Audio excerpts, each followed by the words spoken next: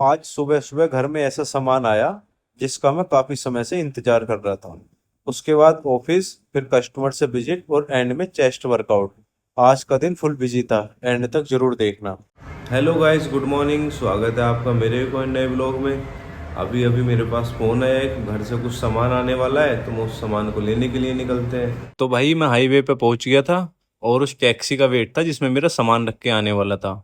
और ये मेरे साथ पांडे जी हैं जो पीजी में ही एक रूम में रहते हैं वहीं पे। तो मैं इन्हें साथ लिया आया था, ये नींद में यहाँ खड़े हुए ऊँग रहे हैं।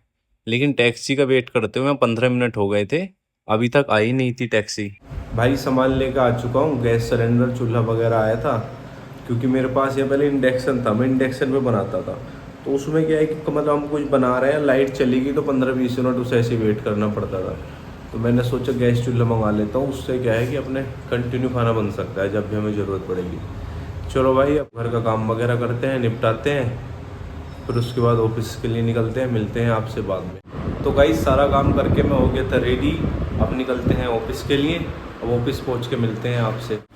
तो गाइस एक जिम्मेदारी का बैग कंधे पे टांग के मैं पहुंच चुका हूँ ऑफिस। बाइक अपनी पार्क कर दी है, अब चलते हैं ऑफिस की तरफ, देखते हैं ऑफिस में क्या होता है। गाइस ऑफिस में थोड़ा सा काम करने के बाद अब बैग दोबारा उठा लिया है, अब चलते हैं कस्टमर से मिलने के लिए। आज मैंने टारगेट बनाया है कि आज मुझे 5 कस्टमर से मिल के आना है, जिसमें से मैंने 3 लोगों को फ़ोन कर लिया है और 2 लोगों को भी कॉल नहीं किया है।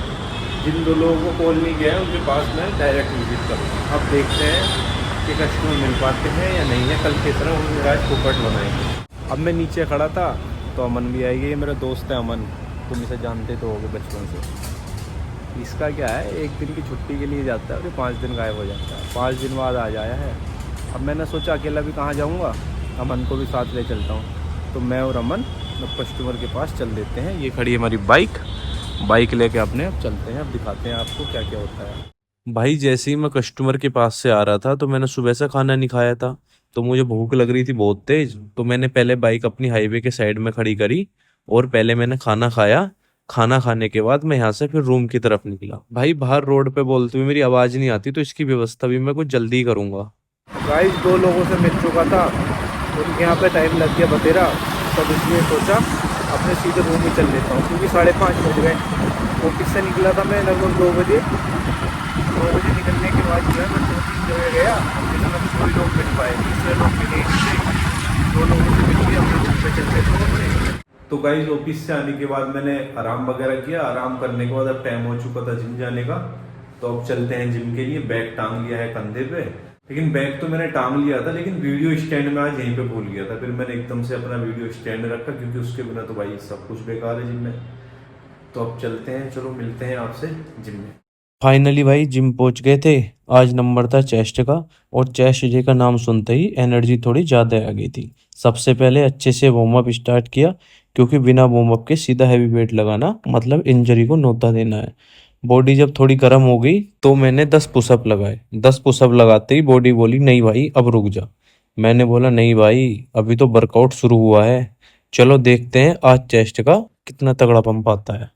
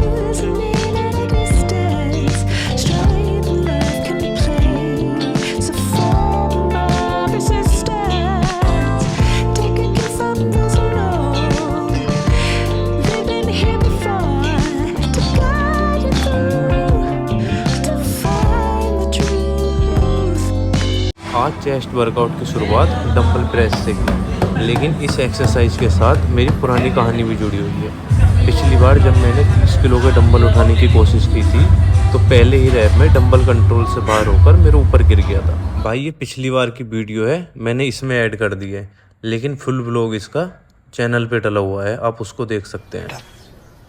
तुमसे ना हो पाएगा। उस टाइम लगा था कि 30 किलो अभी मेरी बस की बात नहीं है, लेकिन भाई हार मान लेना मेरी आदत नहीं है बिल्कुल भी, इसलिए आज मैंने फिर से वही 30 किलो उठाया। इस बार मैंने अपना पूरा फोकस टेक्निक पर रखा और धीरे धीरे प्रेस लगाया। और गैस करो, इस बार मैंने 30 किलो के साथ 4 रैप कंप्लीट कर लिए भाई। उस टाइम जो मुझे कॉन्फिडेंस मिला ना, उसकी मेरी फीलिंग ही अलग हो। इसलिए बोलता हूँ भाई, पहली बार फेल हो जाओ तो कोई बात नहीं, लेकिन दोबारा ट्राई जरूर करो, एक दिन वही वेट तुम्हारी सक्सेस स्टोरी बन जाता है। उसके बाद नंबर आया भाई बेंच प्रेस का। आज सोचा चेस्ट को आराम बिल्कुल नहीं देने का, दोनों साइड 25-25 किलो की प्लेट्स लगाई। वेट देखकर बॉडी ने बोला एक बार भाई सोच ले। मैंने बोला अब इतना वेट लगा ही दिया तो उठाना तो पड़ेगा ही, सोचने की क्या बात है। पहला रैप आराम से निकला भाई, दूसरा भी जैसे आराम से निकल गया, लेकिन जैसे जैसे रैप बढ़ रहे थे ना, चेस्ट और हाथ दोनों प्रोटेस्ट करने लगे थे। लेकिन भाई सेट तो अधूरा छोड़ना नहीं था, जितना मैंने टारगेट सोच रखा था उतने रैप्स तो निकालने ही थे।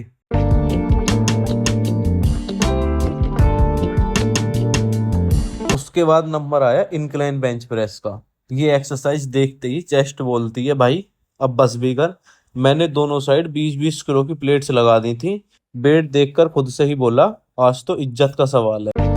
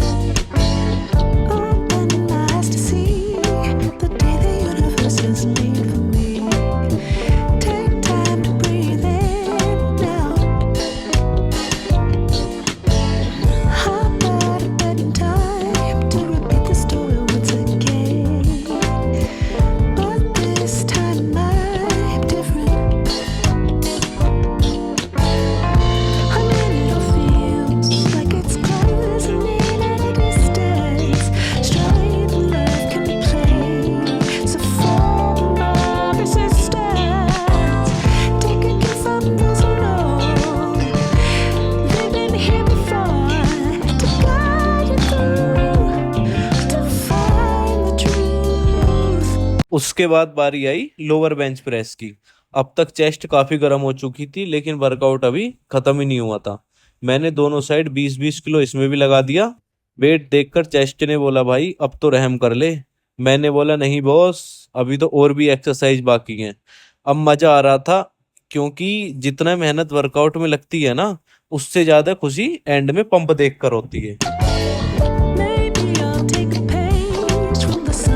भाई अब बारी थी चेस्ट की लास्ट एक्सरसाइज की, बटरफ्लाई। अब तक चेस्ट की अच्छी खासी मैंने क्लास लगा दी थी, लेकिन फाइनल अटैक अभी और भी देना बाकी था। सीट सेट की, वेट लगाया और पूरा फोकस चेस्ट पर रखा। जैसे ही पहले रैप्स मारा, चेस्ट में जबरदस्त स्ट्रेच और स्क्वेज फील हुआ। मैंने बोला आज तो बटरफ्लाई नहीं, चेस्ट का फुल हिसाब किताब हो रहा है। हर रैप के साथ चेस्ट और टाइट होती जा रही थी। लास्ट का रैप में हाथ बोल रहे थे भाई बस कर, लेकिन दिमाग बोल रहा था एक और एक और। भाई चेस्ट की एक्सरसाइज तो हो गई थी और थोड़ी पेट की एक्सरसाइज भी कर ली थी। अब जो है हालत बहुत गंभीर हो चुकी है, पसीना आ रहा है बहुत तेज और बॉडी भी थक चुकी है। अब चलते हैं रूम की तरफ, देखते हैं अब खाने के लिए क्या बना। तो भाई फाइनली पहुंच चुका हूँ रूम पे। अब खाने के लिए मैंने सोचा है दाल और रोटी बना लेते हैं, तो दाल और रोटी बनाते हैं, उसके बाद फिर खाना खा के आराम करते हैं। तो दोस्तों इसी के साथ आज का वीडियो यहीं ख़त्म होता है। अगर आपको वीडियो पसंद आई हो तो लाइक शेयर करें और चैनल को सब्सक्राइब करें। कल मिलते हैं और एक नए ब्लॉग में, तब तक के लिए टाटा बाय बाय।